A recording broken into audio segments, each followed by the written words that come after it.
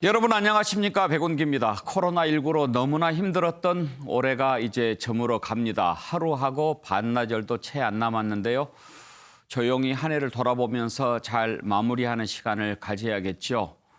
은혜를 입고도 감사하다는 말을 미처 못한 사람은 없었는지, 상처를 주고 아직도 미안하다는 말을 못한 사람은 없었는지 돌아보면서 말이죠. 오늘 뉴스와이드 인터뷰로 시작하겠습니다.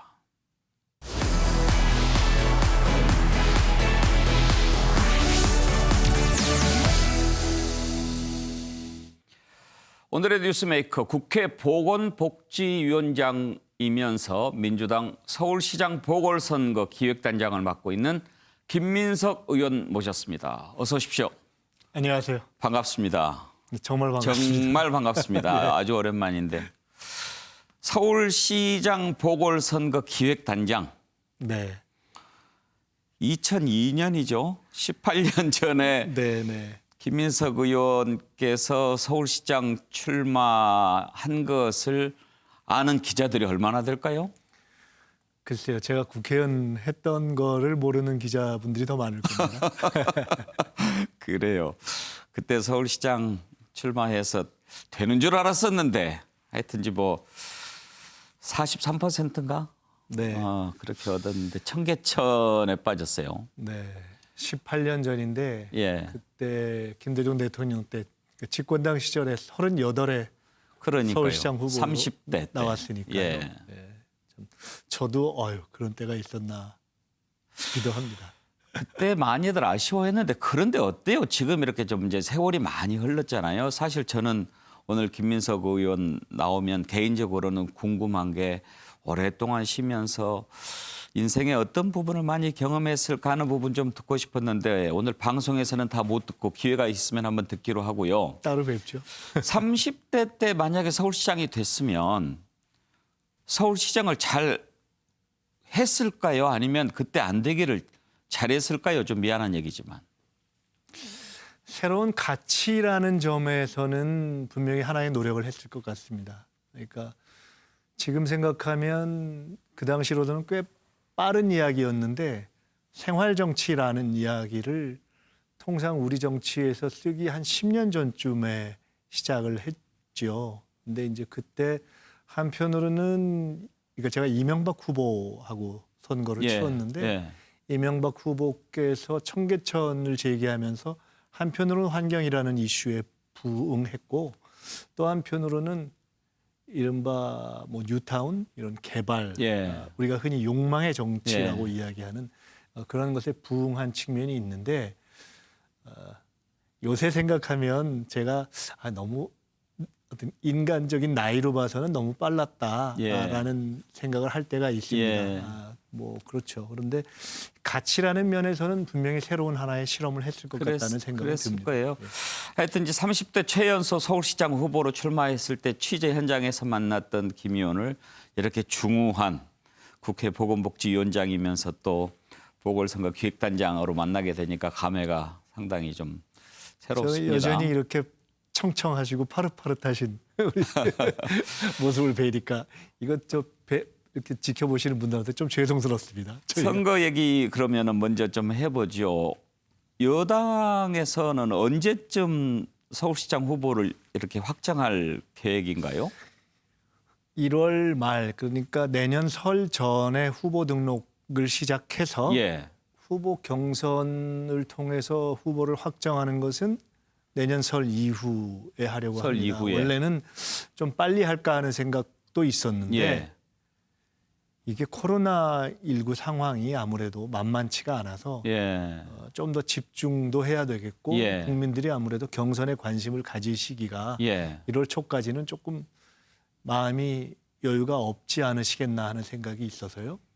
보궐선거 기획단장이면 공천관리위원장도 같이 맡습니까? 그건 아니고 중앙당의 이제 보궐선거 기획단이 따로 있습니다. 그것의 단장은 사무총장이시고 거기서 이제 공천관리위원회가 만들어지고 저는 거기 속해 있으면서 서울 선거 이제 기획단장을 하고 있기 때문에 후보 등장 이전까지 전체적인 선거의 기조가 어떻게 될지 뭐 이런 방향에 대해서 정리를 하고 또 아무래도 민주당은 상대적으로 조직이 더 크지 않습니까?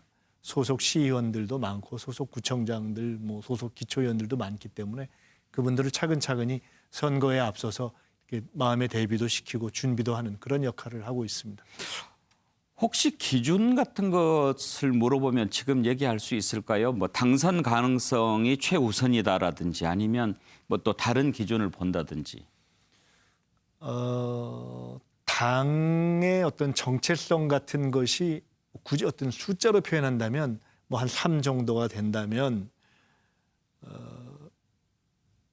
지금은 다 이제 새로 시작하는 분들이기 때문에 그간의 뭐 성과를 갖고 평가하기는 어렵고 그분의 정책 개발 역량이라든가 어떤 정책의 어떤 타당성, 합리성 이런 것이 한 3 정도가 될 것이고 그리고 역시 선거기 때문에 당선 가능성이 한 4, 예. 3, 3, 4 정도로 보면 되겠다 싶은데 예. 그 당선 가능성이라는 것은 우리가 통상 이야기하는 여론조사로 많이 평가되는 거죠. 지금 뭐 몇몇 이제 출마 선언한 분도 있고 지금 뭐 이제 이렇게 얘기가 나오는 분도 있고 그런데 가장 큰 관심사는 야당에서는 지금 이제 어떻게 하면 후보 단일화하느냐 이게 가장 큰 문제인 것 같아요. 관심사고. 여권도 지금 우상호 의원 같은 경우에는 열린민주당인가요? 합당해서 같이 뭐 할 필요가 있다 이런 얘기를 하는 것 같은데. 우상호 의원께서 SNS에 예. 어젠가 그제 이제 합당 같은 것도 검토해 보자고 제기를 하셨는데 아직 그것은 당내에서 논의가 많이 된 것은 아니고요. 예. 그런데 합당은 이제 아무래도 좀 큰 논의를 해야 되기 때문에 복잡한 사안이지만은 예. 합당을 하건 아니건 상대적으로 큰 지향이 비슷하다 싶은 후보들끼리 자연스럽게 하나로 가자 하는 얘기는 나올 수 있다고 봅니다. 지금 우상호 의원의 경우에 그렇게 말씀을 하셨고 예. 제가 아까 열린민주당의 김진애 예. 의원을 이제 시장 출마를 하셨는데 예. 뵐 기회가 있었는데 예. 김진애 의원께서는 뭔가 통합 경선 같은 걸 하면 어떠냐 이런 말씀도 하시더라고요. 예, 근데 제가 예. 뭐 개인적으로 답하기가 어려워서 하여간 여러 가지 말씀을 열어놓고 같이 생각해 보겠습니다. 이렇게 말씀을 드렸는데 뭐 그런 과정을 거칠 수 있다고 봅니다. 그러니까 지금 열린민주당 김진애 의원이 출마 선언을 했는데 합당은 아니더라도 같은 여권 성향의 후보들끼리는 단일화 논의를 해볼 수 있다. 예. 네, 그런 자연스럽게 말씀이신 거죠? 지지층에서 지금 뭐 사실은 꼭 뭐 단일화를 기계적으로 한다 아니면 뭐 경선을 어떻게 한다 이런 얘기는 사실은 전혀 뭐 공식적으로 거론된 바가 없는데 예. 어쨌거나 현재 출마 선언을 한 우상호 의원과 또 출마 선언을 당은 다르지만 예. 한 김진애 의원 같은 분들이 그렇게 적극적으로 말씀을 하셨기 때문에 예. 당으로서는 자연스럽게 검토를 하게 될 거라고 봅니다. 이번 서울시장 보궐선거 같은 경우에 어떤 게 가장 큰 이슈가 될 것 같습니까? 저는 결국은 이제 쉽게 얘기해서 큰 선거는 감이 누구냐 이걸로 갈 거라고 봅니다. 그러니까 야당에서는 뭐 부동산 얘기도 하고 또 최근에는 백신 대응이 잘못된 거 아니냐라고 백신에 대해서 비판도 하고 하시는데 실제로 내년 4월 정도의 시점이 됐을 때는 그때까지 지금 뭐 방역 또 뭐 치료제, 백신 이렇게 되면서 상황이 지금보다는 안정 국면으로 들어갈 가능성이 높다고 보고 부동산 문제에 대해서도 새로 이제 신임 변창흠 장관이 들어서면서 기존의 이제 정부의 부동산 정책의 기조에다가 공공부문의 공급을 늘리는 정책을 가미한 이른바 변창흠표 부동산 정책 이런 것들이 이제 가미되면서 일정하게 지금과는 다른 분위기가 형성될 걸로 한편으로는 전망하고 예. 뭐 또 한편으로 이제 기대도 하고 있고 그렇기 때문에 그 시점에서는 결국은 누가 더 종합적으로 이 시정을 이끌어갈 그러한 그 시장 후보감이냐라는 것이 될 것이고 저는 개인적으로 그걸 어떻게 표현하냐면 이른바 서울의 시격에 맞는 미래의 시격. 비전을 표현하느냐. 예. 제가 시격이라는 표현은 국격, 예. 뭐 이렇게 품격 이야기하는 시격인데 서울 시민이 우선 서울시가 과거의 서울시가 아니지 않습니까? 대한민국이 과거의 대한민국이 아니고 아니듯이. 이렇게 코로나19 상황을 겪으면서 특히나 우리가 야 이게 참 옛날의 대한민국과 서울시가 아니네 하는 생각을 모든 국민과 서울 시민들이 하고 있기 때문에 하나의 단일 이슈에 영향을 받는 측면도 있겠지만은 그것보다는 종합적으로 어떻게 비전을 제시하느냐. 예를 들어 이런 겁니다. 과거 이제 조순 시장 때는 첫 민선 서울시장 아닙니까? 복마전으로부터 어떻게 탈피하느냐 이것이 쟁점이었습니다. 예. 청렴이었죠. 고건시장으로 가면서는 행정의 안정성이었습니다. 네. 그렇게 쭉 이어졌습니다. 예. 뭐 이명박 후보 때는 어땠고 오세훈 시장 때는 한편으로는 디자인인데 예. 또 한편으로는 복지를 바라는 민심을 잘 못 읽어서 좀 흔들린 면이 있고 박원순 시장으로 가면서는 뭔가 열린 참여 시민 시대 시정 이런 쪽으로 이제 왔지 않습니까? 그러면 큰 틀에서 지금이 뭘까? 그러니까 서울 시민이 굉장히 냉정하고 종합적으로 평가를 하는데 예. 그런 점에서 비춰본다면 저는 서울시의 다양한 측면을 세계의 거의 이제는 선도도시 수준으로 끌고 갈 수 있는 그런 종합적 비전과 운영 능력 예. 결국은 그런 것을 보이는 비전 예. 또는 풍모 예. 또는 언어 태도 이런 종합적인 의미에서의 서울 시민의 자존심에 맞는 시격을 선보이느냐 아니냐일 거라고 보고요. 예. 그것은 제 경험상 저도 이제 서울에서 국회의원을 시작하면서 선거를 쭉 치러보고 서울시장 선거도 쭉 치러봤는데 서울 시민이 까다롭습니다. 예. 예, 그러니까 굉장히 까다롭고 냉정하고 준엄하고 알겠습니다. 그래서 막 그런 종합적인 평가를 하지 않겠는가 보고 있습니다.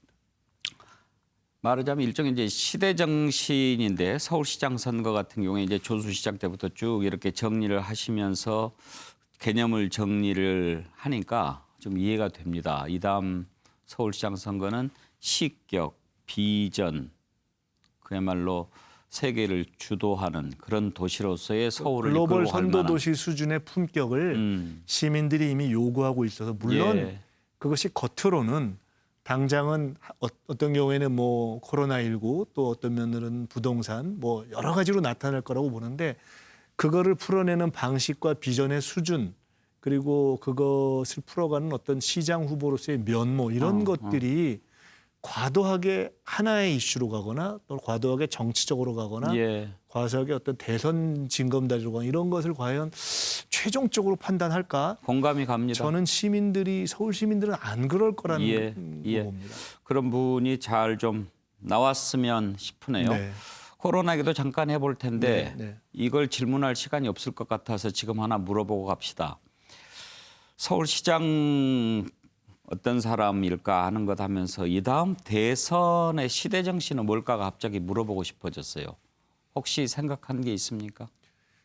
그것 또한 시격의 연장선에서의 국격이 될 거라고 봅니다. 그러니까 이게 되게 이미 우리가 무언가를 따라가는 방식으로 우리의 좌표를 설정하는 것이 한계에 달한 것 아니겠습니까? 이 소위 포스트 코로나 시대에서 뭔가 새로운 것을 설정해야 하고 그런 새로운 영역을 설정해 나아갈 수 있는 뭐 창의성, 융합력, 선도력 이런 것을 끌고 나갈 만한 어떤 비전과 실행력 정치적인 비전에 있어서나 그것을 풀어내는 풍모에 있어서 예. 저는 결국 국민들이 그러한 것을 선택할 것이다. 그것을 뭐라고 표현할 것인가는 예. 조금 더 봐야 하겠지만 그런 것이라고 봅니다. 알겠습니다. 대선 관련해서 시대정신 지금까지 들은 중에 가장 좀 뜨거운 얘기를 들은 것 같습니다. 코로나 지금 국회 보건복지위원장 맡고 계시는데 국회 차원에서는 코로나 관련해서 어떤 대책을 지금 좀 준비를 한다거나 지원한다거나 그렇게 하고 있습니까? 저희는 사실은 이제 이 과정에서는 아무래도 정부가 중심이 돼서 가급적 이제 한편으로는 대책을 마련하고 또 원보이스로 이 국민들을 안심시키면서 실행해 나가는 것이 중요하고 그에 걸맞는 이제 법적 지원을 그때그때 하는 것이 중요하지 않겠습니까? 이제 그에 걸맞는 법적 지원을 예를 들어 지금 병상을 뭐 급히 더 마련해야 한다. 아니면 뭐 생활치료센터를 급히 마련해야 한다. 그것을 위해서 뭐 병원들 또는 인력을 어떻게 대비하는 것이 필요하다 할 때 그에 필요한 법적 지원들을 이렇게 쭉쭉쭉 하고 점검하는 것을 중심으로 하고 있습니다. 알겠습니다. 오늘 예. 그 한 분 더 인터뷰를 저희가 해야 돼서 짧게 한 가지만 여쭤보고 마치도록 하죠. 지금 백신과 관련해서 국민의힘 김성원 의원이 국회에서 뭔가 좀 해보자 이런 제안을 했더라고요. 한번 저희가 들어보고 김 의원 입장을 한번 들어보도록 하죠. 예.